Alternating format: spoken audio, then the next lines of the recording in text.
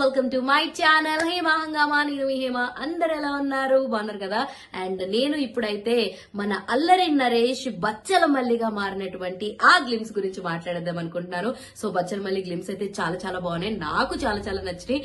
So అంటే last time release అయిన ఆ ఒక్కటి అడక్కు బిట్స్ కొట్టినప్పటికీ కూడా సో కామెడీ యాంగిల్ తన పుట్టినిల్లు అయితే తన మెట్టినిల్లు అయినటువంటి యాక్షన్ లేదంటే లైక్ పెర్ఫార్మెన్స్ స్కోప్ ఉన్న పాత్రలు నరేష్ గారు ఈ మధ్యన మనల్ని అందరినీ మెప్పిస్తున్నారు అనమాట.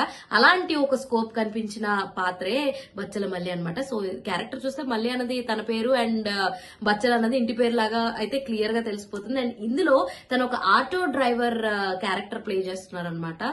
సో కాకపోతే కొంచెం కాంట్రవర్సీలో కూడా ఇరుక్కున్నారనమాట అల్లరి నరేష్ గారు. మరి అది సార్ట్ అవుట్ అవుందో లేదో ఇంకా తెలియదు, కానీ కొంతమంది Hindu like die hard core Hindu fans మాత్రం సో గ్లిమ్స్ చూసి ఒక్క సీన్ ని మాత్రం డిలీట్ చేసేయాలి అండ్ అది చేసినందుకు ఎందుకు చేశారని ఎక్స్ప్లెనేషన్ ఇవ్వాలని చెప్పి హీరోని డైరెక్టర్ కూడా కోరడం జరిగిందనమాట. సో అదే ఏంటంటే లైక్ ఒక గ్లిమ్ లో మాత్రం ఆయన పడుకుని లేచి వస్తే ఒక స్పీకర్ ని తీసేసి కిందకేసి కొడతాడనమాట. సో అక్కడ ఏం ప్రాబ్లం లేదు, కాకపోతే ఆ స్పీకర్ లో భగవద్గీత వస్తుంటే భగవద్గీతను అలా ఎలా చేస్తారు అని చెప్పేసి కొన్ని వర్గాల ప్రజలు మాత్రం దానికి వాళ్ళ మనోభావాలు దెబ్బతిన్నాయంటూ కూడా చాలా నెగిటివిటీని అయితే స్ప్రెడ్ చేస్తున్నారు. అదైతే ఇంకా సార్ట్ అవుట్ అవ్వలేదు, మనం దాని గురించి చూడాలి.